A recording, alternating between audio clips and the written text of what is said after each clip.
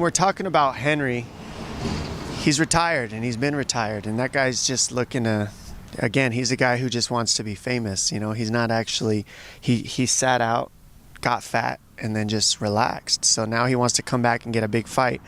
I don't really know how they're going to match everybody up. The reason why people are calling out O'Malley is because, you know, he's got the Nelk boys pushing him, so he's obviously got that whole YouTube push behind him, which a lot of the fighters in the division don't have that kind of push behind them. You want to fight the guys with the big following, and that's why guys are calling me out too. It's not a personal thing, I don't think. It's a career business thing, and they want to get the most eyes on them with the fight, and that's why you call guys like me out, you call O'Malley out. That's just how it's going to go. Dominick Cruz fucking... I'm surprised Dominick Cruz talks so much shit, Schmo. I mean, I talk about lights out Tucson, man. Anyway, let's get this ball rolling, Schmo, because time is money and money is time. It's a Dominick Cruz fight week, Triple C. Just thought we'd play that video. We went to interview him in San Diego the other week. Brought your name up, brought Sean O'Malley's name up. He's talking about the views and the likes, Triple C. Well, did you see his point? Yes and no. I mean, they're pushing him because yeah, he does have a following, but not everybody's out. Sean picked the right matchup with Peter Yan because he just strikes. There's a big hole that Peter Yan has in his grappling, and he believes that he has the best shot against him, so he can skip the whole 12 people that are ahead of him so he can fight for the belt. But if Peter Yan doesn't get that job done, he absolutely sucks too. Well, Triple C, how are you doing, man? How's training going? He calls you fat. You're not fat. The Schmo sees you working out at the gym. I'm not fat. I'm triple thick. Oh, hey, triple thick. Isn't that what Brendan Schaub does with the 3 C's? Thick boy? Thick boy nation, baby. What's up? Stand up. Let's go. And welcome back to the Triple C and Schmo show. Here it is. I'm the shirt. I'm the Schmo. My partner's got Olympic gold medal. The champ, the king of cringe, humble Henry Cejudo. What's up, Schmo? Let's get this ball cracking, man. Let's get this ball rolling because time is money and money is time. And the gold medal moment goes to what we saw this past weekend. It outdid the fight night in Austin, 10 for 10 in finishes. UFC Fight Night here at the Apex Triple C. Everybody got finished. Of all the finishes, the Jamahal Hills, the Muhammad Usmans, even Jeff Neal over Vicente Luque. We saw the first Von Flue choke and the female division with McKenna to start things off. What was your favorite finish, Triple C? Oh, man, I'm going to have to go with none other than the Nigerian Nightmare's little big brother, Muhammad Usman. I mean, that dude is vicious, and he's only getting better too, Schmo, especially when you have a brother who has become successful like Kamaru Usman. I think his little brother wants to lead those same steps, and I do believe because they come from the same bloodline that he could become heavyweight champion of the world sometime. So congratulations to him. This is why I'm more impressed because they became the only two brothers to become tough champions in UFC history. So congratulations to the Nigerian brothers, the Kamaru and Muhammad Usman. What's up? Yeah, but the UFC do them dirty. Pull up that photo real quick. Look at 2015's tough winning trophy and look at 2022. I know it was the Black Zillions versus ATT. There's more of a team oriented, but come on, man. Look at the size difference in those trophies. Right there. One was Francis Ngannou, the other one was Triple C. You know, tell the UFC, man, to up their stakes. Jesus, man, give them a better trophy. But those bet online odds, you can't go wrong. Muhammad Usman, left hook Larry. He timed that perfectly. The defense was well. He knocked out the favorite Zach Pounga to become the Ultimate Fighter winner. But the Schmo's going to go with main event Jamahal Hill. Sweet Dreams gets the job done again. His first time going in the championship rounds. People wanted to see what he would do beyond the first round because he's knocking everybody out, having those highlight reel finishes. You saw the wrestling. Thiago Santos, that decorated kickboxer, that striking. He resorted to the wrestling. Then you saw the respect and the power of Jamahal Hill, who took some shots, who has the chin, who got the job done in the championship rounds. Jamahal Hill, legit title contender, probably fighting Jan Blachowicz next if he's not getting the title, because you're going to see Yuri and Glover Teixeira. Jamahal Hill, in terms of the success inside the octagon, the most successful Dana White Contender Series alum. Sweet dreams. Really? He like that, Schmo? You think he has the ability to beat a guy like Jan? Whoa. Yes, he's got the ability to beat a guy like Jan, but the Jan that was smart with how he strategized against Israel Adesanya. Listen, I think you can pick apart Jamahal Hill's wrestling and his wrestling defense all day, but the guy got up, the guy showed that he had what it takes, and he's strong as hell. He's very damn athletic. He might be the best athlete on the UFC roster. The Schmo played basketball with him. He was the best one on the court. Better than DC, better than Bilal Muhammad, better than Blon Brunson, better than Buckley. He was the best athlete on the court. Yeah, it's because Triple C wasn't there. But if you're naming all those names, Schmo, I'm not impressed with any of those dudes. DC? not DC? Man, I remember playing ball with DC back in the day. Yeah, I mean, DC's all right, but he ain't no Triple C, to say the least. So we're going to have to get Triple C versus the Schmo. Let's make it happen.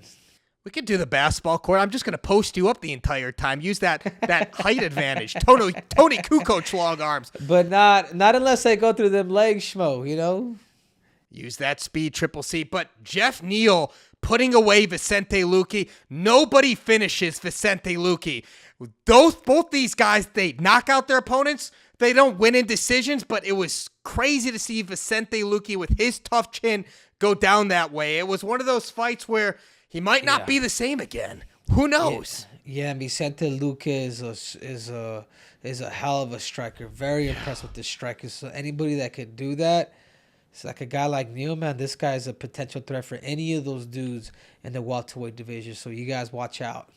That's the takeaway that Schmo got. Jeff Neal again cements himself in the conversation for welterweight contenders, because a lot of guys over the years were thinking, this is the guy. And then the performance he had against Neil Magny, where he didn't come out, he didn't fight his best, his past few performances. This is the power where you get hands of steel, Jeff Neal. There where you get the moniker from. We finally saw that, and he put away one of the best strikers, not in the division, but in the UFC, and Vicente Luque. His durability, very damn impressed with Jeff Neal. Yeah, man, and you know what the thing is too, Schmo, was when you start to knock people out, you start to figure that clue out to how to shut somebody's lights out. It becomes addicting. It becomes a drug. Like now you start to know when and how is it, then how much force it's going to take to knock somebody out. So with all these 10 finishes that we had over this weekend, I mean, everybody who finished them, it's like it's a confidence booster. So if they're able to understand that and still take risks while doing that, depending on who they're fighting, I mean, this is it could become a domino effect. I mean, look at Francis Ngannou. I mean, look at a lot of these guys who've had success with power. You just have to land in the right spots and lights out for everybody. And Schmomentum's a serious drug, because we saw the performances on Dana White's Contender Series this week leading up to it. Like you saw the knockouts, probably the best Contender Series in the 6 seasons to date that we saw Tuesday night. Then we had this fight night. Hopefully it carries over. We see it in San Diego, and everybody's feeding off that momentum, or shall we say Schmomentum. I love it. You're 100% right, Schmo. There it is. Now let's move on to the silver medal moment. We already saw on your YouTube channel, you breaking this one down already. Israel Adesanya against Alex Pereira, announced to be the headline fight over there in Madison Square Garden. Triple C, what other fights would you like to see on this card? Oof, man, I think there's a lot of good fights. I think you put Poirier and Michael Chandler in that Madison Square Garden. Maybe you co-main event them if you don't do another title shot. Whoa, what about Yuri Prochazka against Glover Teixeira? Why not make that the co-main event? You could, and maybe the winner fights, the winner out of Izzy and Yuri. I mean, there's a lot of things that you can kind of mess with it and dabble with it. But I would like to see those dudes fight in a foreign country. I would like to see those two guys, whether you go to Europe for Yuri or you go to Brazil for Glover. I like that idea a little bit more, to be quite honest with you, Schmo. But I still like the Michael Chandler Dustin Poirier fight if it does happen in Madison Square Garden. I think that'd be awesome. That's where all the signs are pointing to. If it hasn't been completely official yet, it's maybe the semantics, whether they're making this a 3-round fight or a 5-round fight. Maybe that depends if it's going to be in the co-main spot or not. But it's interesting, Triple C, because Glover Teixeira's training partner is Alex Pereira. And by the way, you're getting a lot of flack about picking Pereira as the more well-rounded striker over Israel Adesanya. You're going to have to explain that one, Triple C. But back up for 1 second before you do. But Glover Teixeira and Pereira are training partners in Connecticut. Connecticut is a doorstep away from New York and makes a lot of sense to have them both in MSG. But if you don't, maybe that's headlining a Brazil card beginning of the year, 2023, with Yuri. But all right, Triple C, explain yourself on that Pereira Izzy striking. Yeah, the reason why, Schmo, is because, remember, Israel Adesanya is the type of guy that's going to chip away at you. He's literally going to chip away. He chips away at you, and he tends to finish you in the later rounds. With Alex Pereira, like, he's different, man. He's unpredictable, throwing jumping knees, and we saw that, man. Like, there's no lies detected here, Schmo. All I'm talking is facts. With the capital F, facts. What's up? We've seen him knock people out with jumping knees. We've seen him knock people out with one-hitter with the left hook. I mean, this guy's not a guy that's going to chip away. This guy is going to be out there, and he will randomly surprise anybody. So, yeah, I'm going to stick to it. The 2-division champion, Glory Kickboxing, he's got better striking than Israel Adesanya. You know what I'm saying? Like, this is why they're matching these two guys up, and this is going to be a war. I don't want to necessarily count Israel 100% because he's been winning, but I also see the same style. When you see the same style continue to keep going over and over again, you start to figure, when is this dude actually going to come out and do something like different? And I think with Pereira, who's a very dedicated athlete, I just think he just has better striking. I'm going to go back and talk about Jose Aldo, a.k.a. Jose Baldo, against Max Holloway. What happens when you get a better striker that's better than you? What plan B do you have? This is kind of where I'm falling at. Like, when you get a better striker, a dude that's beating you twice, and you don't change your game, more likely I'm going to say the dude that has a better base than you is going to beat you. Well, Triple C, in all due respect to yourself here, I'm going to go on a whim and say that Israel Adesanya, the champion, he's the most cerebral fighter in the UFC. He's there to make adjustments. What we just saw Muhammad Usman do to win the Ultimate Fighter, he didn't knock anybody out in the show, and he was winning these fights by the decisions in the 2 rounds you got the Ultimate Fighter. But you got a guy in Zach Pounga, styles make fights, brought the dog out in him, and they're heavyweights, and you saw the opening, you got the knockout. I know it's been underwhelming in what we've seen out of the champion, Israel Adesanya, in his most recent performances against the Marvin Vittoris, against the Yoel Romeros, against the Jared Cannoniers. Argue what you want, but when you got a game opponent in Pereira who's got success in him in the kickboxing world, coming here to MMA, and remember though, this might be the one guy that in the UFC that the least amount of mixed martial arts fights is getting an immediate title shot. This isn't Michael Chandler, who's had countless fights in Bellator, other promotions, before he got an opportunity to title shot. This is a guy who's got little mixed martial arts experience before getting a title shot. You're going to get the dog. You're going to get the best version of Israel Adesanya. Styles make fights. I'm not going to count the champion yet. Don't be surprised if you see a knockout, and don't be surprised if it's Pereira that's laying on the canvas this time. Wow, Schmo. Wow, Schmo. You want to bet on it? Do you want to wear the Speedos while you're eating Cheetos? Listen, Triple C, I'll tell you what. Let's make a bet on this fight. Let's make a bet. Let's not make the odds too difficult for the Schmo here. But you can take Pereira winning, the Schmo can take the champ winning, and we can bet 50 push-ups eating Cheetos in a Speedo, unless you got something more creative, but we can certainly make a bet on this. I already did that, Schmo. Let me think about it. Give the Schmo something different here. Give the Schmo a different bet. Let's think of something different. Think about it. We got time. Yeah, we got time. We got time before Madison Square Garden in November. Let's definitely make a bet on it. Another fight that the Schmo doesn't think's going to happen, I just don't see it, but you got rumored to have Masvidal Burns. You know Gilbert Burns wants that fight. I don't know if Masvidal wants the fight. Masvidal's still talking about Conor McGregor. He's still talking about Leon Edwards, and here we're going to wait to see if Leon Edwards can beat Usman in the rematch, which the Schmo, by the way, rewatched that fight. We could talk about that probably more next week, their first fight in 2015. But I will say this, though. I don't think they're going to give Masvidal a title shot coming off the loss to Kobe if Leon Edwards wins. You got to see a fight here, and Masvidal Burns makes a lot of sense.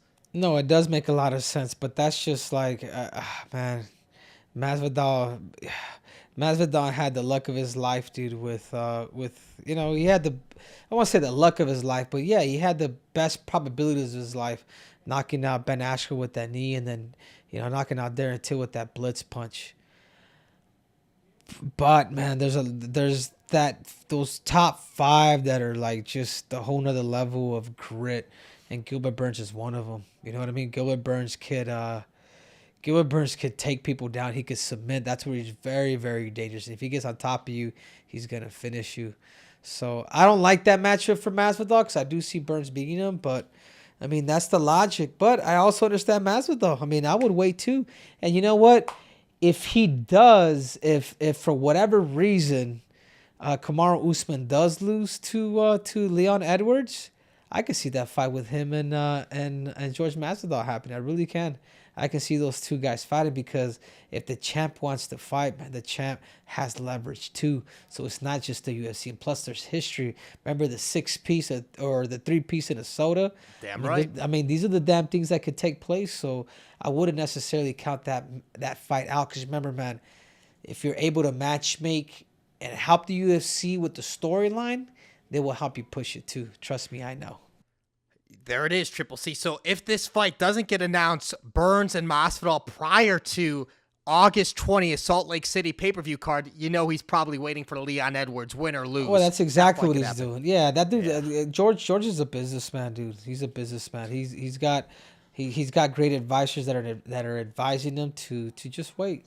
There shouldn't be any ego because there's money to be made. I think at this point, George just needs to look at the dollar bills. 100% a business decision. And listen, if Gilbert Burns is going to stand the whole time and not shoot, that could be an entertaining fight. But the key to victory here is Gilbert Burns. He could beat you anywhere. If he takes it to the ground, that's his wheelhouse. Let's move on to the bronze medal moment, Triple C. Here we go. Johnny Bones Jones, frustration, airs it out on Twitter.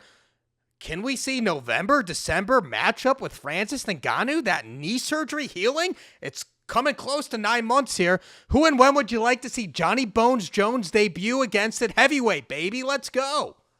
Ooh, wee. Man, that's a good one. Jon Jones, if you put Francis, you put all those dudes, ain't nobody beating that dude. That dude is too good. He's too good of a competitor. He has too many tools. He's a better fighter than he is a competitor. So I think Jon wants gold around his waist. I don't think there's a hurry with Jon at all to get back to the cage. But whoever it is, whether it's Stipe or Francis, I think Francis is gonna do the fight with the Gypsy King just to get that thing going. I think the Gypsy King is going the route of just getting exhibitions. A lot of these fighters now, they just want to win and then just do exhibitions to make money. And I think Floyd Mayweather's cutting that good little cutting the blueprint for these guys for them not to go through damage but to set themselves out for the rest of their lives. So I think he fights them, and I think Jones fights Stipe, and then I think Francis Ngannou, after he loses to the Gypsy King, he's gonna come back, and then him and Jon Jones are gonna get it, and then Jon Jones is gonna win, and then Jon Jones is gonna defend his belt for how many times until he retires up top. That's my 2 cents, Schmo. There you have it. That's the way I cut it, slice it, and dice it. Well, the only way this exhibition match would happen between Ngannou and the Gypsy King is if Dana White, the UFC brass, they get a cut of it, just like the Conor McGregor Floyd Mayweather boxing match in 2017. The UFC, Dana White, they were part of that promotion. So if they're involved in that promotion, then likely that can happen. But the Schmo's a little concerned here about this Jon Jones-Stipe matchup. What the heck is the holdup? The Schmo thought this would happen in September. Maybe the same Vegas pay-per-view card is what we're seeing with Nate Diaz and Khamzat Chimaev. They still don't necessarily have a co-main event for that. Maybe that's the co-main event. Heck, that should have been the main event. But you got Nate Diaz, that is a main event. Who knows what's going on there? Maybe it still happens in December. But the Schmo caught up with Curtis Razor Blades this past weekend, number 4th guy. He's cornering Zach Pounga, the one who got knocked out by Muhammad Usman in the Ultimate Fighter finale at heavyweights there. He's ready to go. He's ready to fight. He's calling out Stipe, someone he sparred with years back prior to. He thinks Jon Jones and Francis make sense. If Francis's knees recovered in time, Jon Jones is ready to go. Why make Jon Jones fight for an interim title when he could be fighting for the heavyweight title? That could be the only holdup here, is if there is some sort of update in the timeline in Francis Ngannou's recovery. But the Schmo agrees with you. The only way we see Jon Jones back, no rush, is if there's gold on the line. That's what everybody wants to see. Yeah, of course, man. Jon ain't. It's just it would be ridiculous if Jon doesn't fight for gold. At any rate, hopefully they're able to make that fight, this year, because I think Jon's not in a hurry. I don't feel like there's an urgency for him to fight. Jon's just on a mission to win gold, and that's it. You know what I'm saying? He's just getting better. He's stacking on that weight. He's going against some good heavyweights back home. So that's all it is, Schmo. But Triple C, can you relate to this? Do you feel anything sort of the same? The longer you're out, but you're training, right? You're back in the protocol. You're waiting for the right matchup. You're waiting for the right things to unfold. Just like Jon Jones, he's training. He's waiting for the right things to unfold. Do you feel any sort of irritability and antsiness just from the chatter on Twitter and social media and the fans that people are forgetting this amazing legacy that guys like you and Jon Jones have built, and you're getting that itch to get back in and to show people exactly who you are and why you are what you are and why there's been gold associated to your name? Not. I mean, at least not for me. I can care too. I can care less what people say on social media. I think the facts speak for themselves. The numbers don't lie, and it'll always be like that for everybody. Like everybody is eventually going to retire. Everybody's eventually going to be done for fighting. It's the accolades and the numbers is what's really going to matter and count. So I think that's more of where the way I see it. But I think Jones comes back, wins that second bout, and he clearly puts a stamp on top of the stamp that he is the greatest mixed martial artist of all time. I don't think there should be any debate, and I think everybody in their right mind would say the same thing. I just think that everybody brings up the word GOAT, that 4-letter word, and everyone talks about GOAT. Even Dana White brought it up in the post-fight press conference. I guess the Schmo kind of asked that question, talking about Amanda Nunes and everything. It brings up Kamaru Usman, because if he wins right here in Salt Lake City, he ties GSP's record of 16 straight victories in the UFC.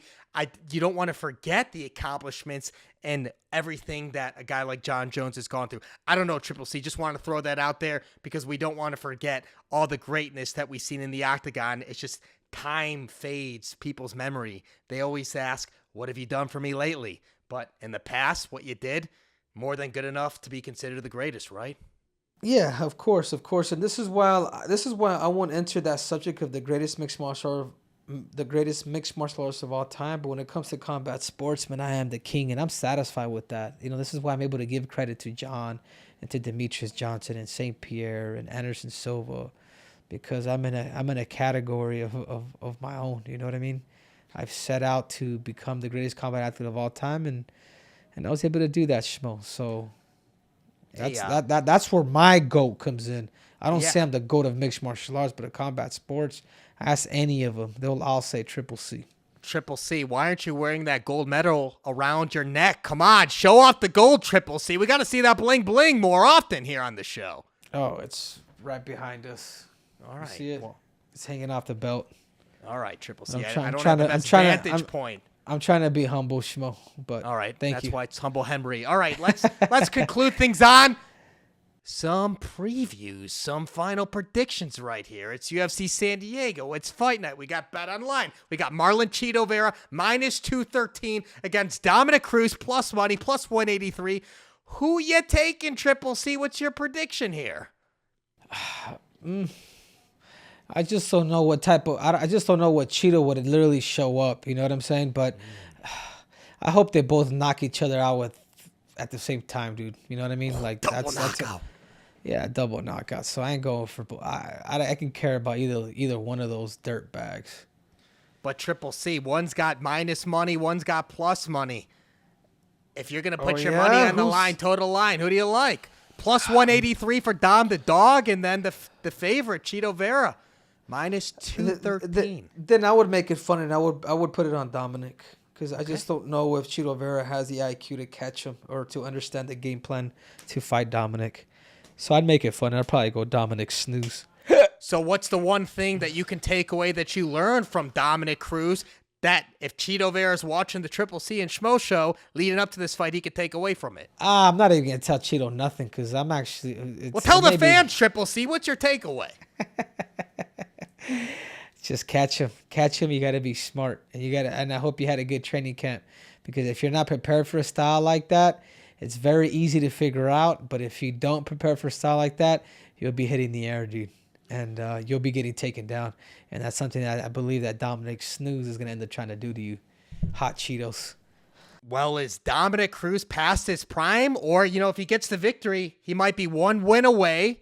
Or you could even make the argument he's right there for a title shot. Or is he still a contender if he beats Marlon Chito Vera, Triple C? He ain't a contender. He's a pretender, dude. He already had his opportunity. I shut his lights out. So he needs to go back to the line. And that's all. That's all there is to it. Triple C, he said this to you in all fairness. He said something very similar to you. Can you see a situation where there's gold on the line and you're having a rematch with Dominick Cruz? He doesn't want that rematch, dude. That was easy money. I got rid of him in 2 rounds, Schmo. 13 unanswered calls. Come on, Dom. Just take it. Just take it in the A like you like it. Triple C, we know you like money. We know you like gold. If that opportunity, I'm saying a lot of things need to happen, but if the cards fell in that direction, you wouldn't say no, would you? Money talks. That's all there is to it, Schmo. You know my answer. I love the gold and I love the money. And if I have to make him bend the knee again for the second time, I will do this. And this time I won't be so generous to take you on the second round. All right, Triple C, I'm going to bring some cigarettes and alcohol, and I'm going to have some popcorn too. Call it a trifecta. There it is, Triple C. That wraps up another edition of the Triple C and Schmo Show. Make sure you subscribe to the YouTube channel. Download wherever you get your podcasts. iTunes, Google Play, Spotify, you name it. The Schmo will be in San Diego. And by the way, check out the Triple C Henry Cejudo YouTube page for all your breakdowns and glorious content from you. Thank you, Schmo. There it is. What's your name? I am Triple C. I am the Schmo. We will deliver, and we are...